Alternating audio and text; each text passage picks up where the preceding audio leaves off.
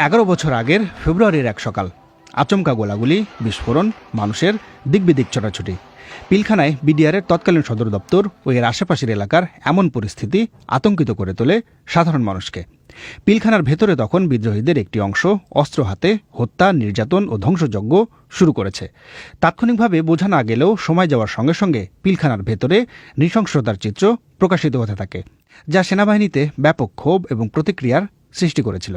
বিদ্রোহ দমনে তৎকালীন সেনা কমান্ড কিংবা সরকারের পক্ষ থেকে কেন তাৎক্ষণিক অভিযান চালানো হয়নি তা নিয়ে অনেক সেনা অফিসারের মধ্যেই আবেগ থেকে ক্ষোভ সঞ্চারিত হচ্ছিল, যার বহিঃপ্রকাশ ঘটে বিদ্রোহ নিয়ন্ত্রণে আসার কয়েকদিন পরে সেনাকুঞ্জে সেনা অফিসারদের সঙ্গে প্রধানমন্ত্রী শেখ হাসিনার বৈঠকে। সেই বৈঠকে উপস্থিত ছিলেন তৎকালীন বিডিআরের সদ্য নিযুক্ত মহাপরিচালক তৎকালীন ব্রিগেডিয়ার জেনারেল মইনুল ইসলাম।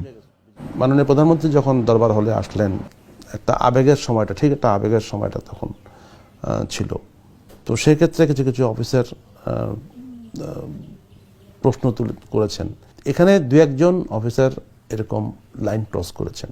তো অনেক অফিসার যারা প্রশ্ন করেছেন, পরে আমি শুনেছি যে তাদের সিনিয়র অফিসাররাই মানে কি ধরনের প্রশ্ন করতে হবে সেরকম একটা বলে দিয়েছিল। মিস্টার ইসলাম বলছেন, সেই বৈঠকে প্রধানমন্ত্রী শেখ হাসিনা ধৈর্যের সঙ্গে সেনা অফিসারদের আবেগের মুখোমুখি হয়ে পরিস্থিতি নিয়ন্ত্রণ করেন। তবে বাস্তবতা হচ্ছে, এর পরও কোনো কোনো সেনা অফিসারের মধ্যে ক্ষোভ বজায় থাকে। ক্ষমতাসীন দলের রাজনৈতিক ভূমিকা নিয়ে যেমন কারো কারো মধ্যে সমালোচনা ছিল, তেমনি এ নিয়ে এক ধরনের বিশৃঙ্খলাও দৃশ্যমান হতে থাকে। পরবর্তী কয়েক মাসে একদিকে যেমন কয়েকজন অফিসারের চাকরিচ্যুতির ঘটনা ঘটে, অন্যদিকে মতিঝিলে শক্তিশালী বোমা হামলা হয় আওয়ামী লীগের সংসদ সদস্য শেখ ফজলে নূর তাপসকে লক্ষ্য করে।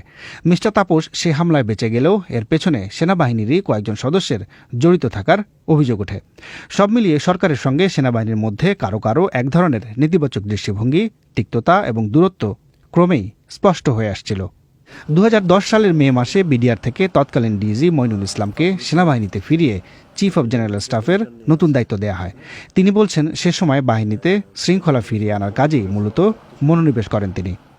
যখন একটা প্রশিক্ষণের মধ্যে মানুষ সারাক্ষণ ধরে সেই আগের কথা নিয়ে আলোচনা করতে থাকে, কেন হলো, কি হলো না হলো, এরকম করে আসলে একটা বাহিনীর শৃঙ্খলা রক্ষা করা যায় না। তাপস সাহেবের উপরে যে হামলাটা হলো, এটা অবশ্যই নিন্দনীয়।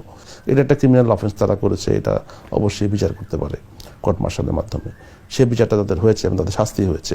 তখন প্রয়োজন ছিল আমাদেরকে সম্পূর্ণ সেনাবাহিনীকে আবার প্রশিক্ষণের মধ্যে ফিরিয়ে আনা, শৃঙ্খলার মধ্যে ফিরিয়ে আনা এবং সেনাবাহিনীর সামনের দিকে আমরা কি করব সেই সমস্ত পরিকল্পনা তৈরি করা, সেই সমস্ত কাজগুলি আমরা করেছিলাম। আমি মনে হয় সেভাবে করে আস্তে আস্তে করে সেনাবাহিনী তখন সুশৃঙ্খলা পর্যায়ে চলে আসে।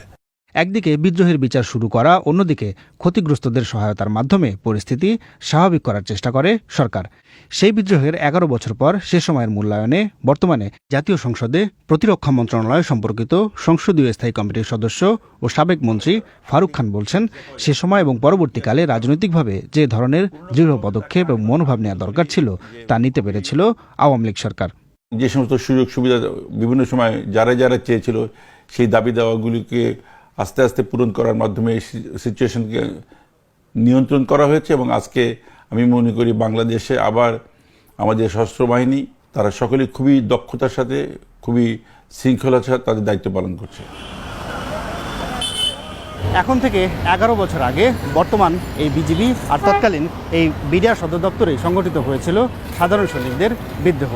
সেই বিদ্রোহে ব্যাপক নৃশংস হত্যাকাণ্ড যেমন আলোচনার একটি দিক, তেমনি আরেকটি দিক হচ্ছে সাধারণ সৈনিকদের মধ্যে বিভিন্ন ইস্যুতে যে ব্যাপক ক্ষোভ বিক্ষোভ তৈরি হচ্ছিল, বিদ্রোহের মধ্য দিয়েই সেটি প্রকাশ্যে আসে।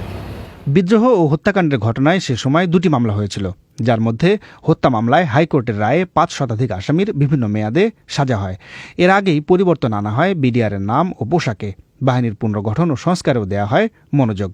হাইকোর্টের রায়ে একজন বিচারপতি তার পর্যবেক্ষণে বিদ্রোহীদের দাবি দেওয়া সংক্রান্ত একটি লিফলেটের বক্তব্য উল্লেখ করেছিলেন। যেই লিফলেটে বিডিআরে দুর্নীতি, কম বেতন, দুর্ব্যবহার সহ বিভিন্ন অভিযোগের সুরাহা চেয়েছিলেন বিদ্রোহীরা। এর বাইরে সেনাবাহিনী থেকে অফিসার নিয়োগেরও বিরোধিতা হয়েছিল বিদ্রোহীদের পক্ষ থেকে। তাদের যে বেতন বা সুযোগ সুবিধার সেগুলি পূরণ করা হয়েছে। সেনাবাহিনী থেকে অফিসারের ব্যাপারে যেটা করা হয়েছে যে এখন সেনাবাহিনী থেকে অফিসার যাচ্ছে, কিন্তু বিজিবি থেকেও যারা প্রশিক্ষিত হচ্ছে এবং উপযুক্ত বিবেচিত তাদের থেকেও প্রমোশন পেয়ে তাদের মধ্যে অফিসার হচ্ছে। মিস্টার খান বলছেন, বিডিআরে বিদ্রোহ এবং হত্যাকাণ্ডের ঘটনা একটি বড় ধাক্কা হলেও তা সামলে বাহিনীটিকে বেশ ভালোভাবেই পুনর্গঠিত করা গেছে।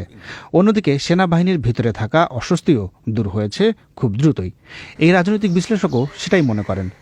এই ঘটনাটি এক ধরনের মাইল ফলক এর জন্যই যে এটি সরকারের সঙ্গে সেনাবাহিনীর সম্পর্ক বা বিভিন্ন সংস্থার সঙ্গে সম্পর্কটা আরও নিবিড় করেছে, ঘনিষ্ঠ করেছে। আমি মনে করি এটা কিন্তু সরকারের একটা সে সময় একটা বড় সাফল্য ছিল, সেই একটি বড় চ্যালেঞ্জ এটি নতুন সরকারের জন্য, যে 40 দিনের মাথায় একটা জাতীয় সংকট মোকাবেলা করা। কারণ সেদিন সরকারের পতন হতে পারত, সেনা অভ্যুত্থান করতে পারত, অনেক কিছু কিন্তু পসিবিলিটি ছিল। বিশ্লেষকদের মতে আওয়ামী লীগ সরকার সে সময় শুধু দৃঢ়তা এবং বুদ্ধিমত্তার সঙ্গে বিদ্রোহ এবং এর পরবর্তী পরিস্থিতি সামাল দেয়নি, বরং একই সঙ্গে সামরিক বাহিনীর সঙ্গে সম্পর্ককেও অন্য মাত্রা দিয়েছে। পরবর্তীকালে রাজনীতির গতি প্রকৃতি নির্ধারণে যার তাৎপর্যপূর্ণ প্রভাব দেখা যায়।